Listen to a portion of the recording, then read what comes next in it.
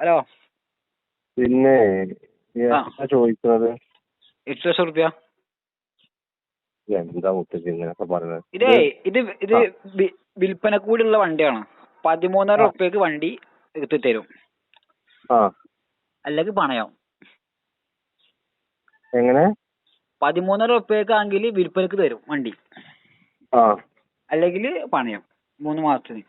നമുക്ക് വേണമെങ്കിൽ വണ്ടി ഇഷ്ടപ്പെട്ട നമുക്ക് വേണമെങ്കിൽ അവരൊക്കെ വിലക്കും മേടിക്കാം. അല്ലെന്നുണ്ടെങ്കിൽ കാണാൻ എന്താ ചെയ്യപ്പോ?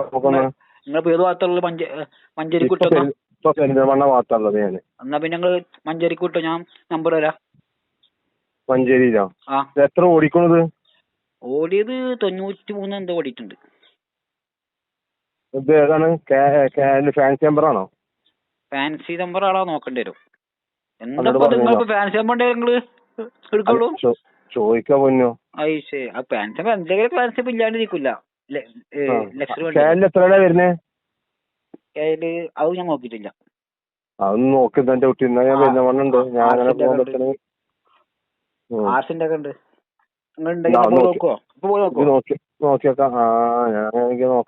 ഞാൻ ആദ്യം ഓനക്ക് വിളിച്ചോട്ടെ, എന്നിട്ട് ഓക്കെ ആണെങ്കിൽ വിളിച്ചിട്ട് തന്നെ വിളിക്കുന്ന.